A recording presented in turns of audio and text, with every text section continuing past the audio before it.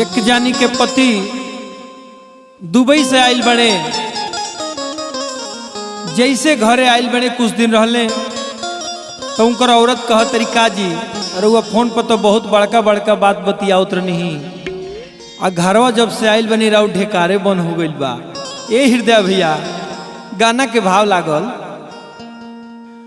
घरवा रहिले तो निकले ना ढेकार राजा जी, खाली फोनवे पर सब कुछ होई का। अरे घरवा रहिले तो निकले ना ढेकार राजा जी, खाली फोनवे पर करीले प्यार राजा जी, खाली फोनवे पर करीले प्यार राजा जी। घरवा रहिले तो निकले ना ढेकार राजा जी, घरवा रहिले तो निकले ना ढेकार राजा जी, खाली फोनवे पर करीले प्यार राजा जी, खाली फोनवे पर करीले प्यार राजा जी।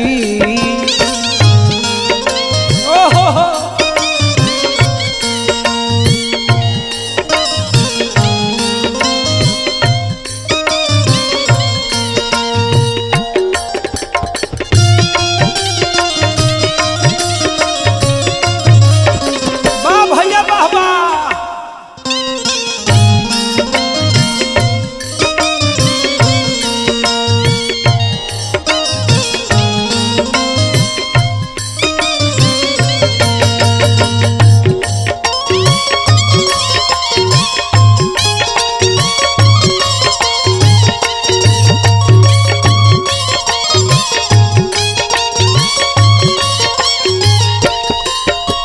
ए राजन भैया औरतिया कहतिया,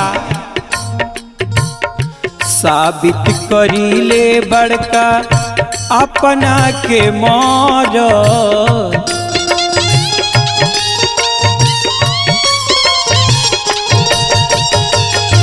अपना में हरिया के बुझिले न दर,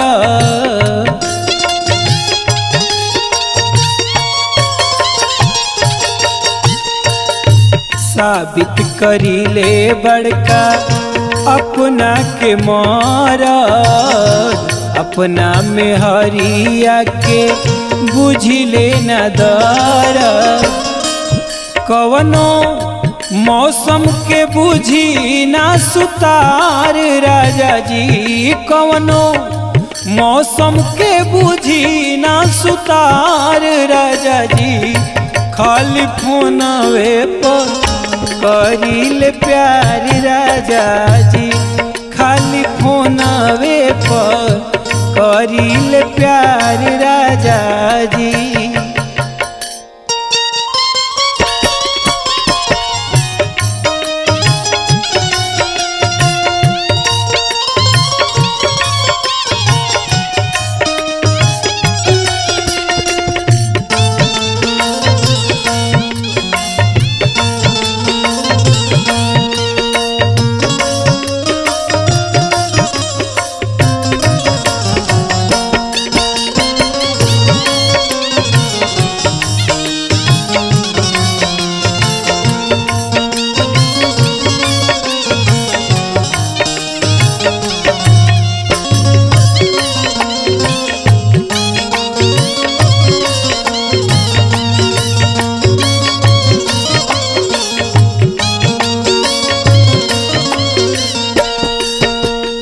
औरतिया कहतिया ए हृदय भैया, राजा ऊ दिन याद करी अपन जब हमार और शादी रोपाई रहल तो रौरा कितना फोन पर बड़े बड़े बात बतियाई, शादी भइल गावना भइले राजा जी, और रौरा घर छोड़ के दुबई चल गनी।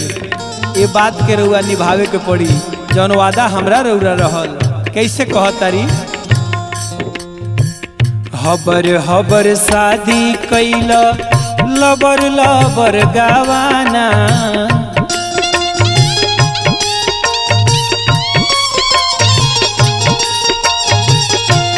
चिड़ई के जान जा लइका के खेलावाना।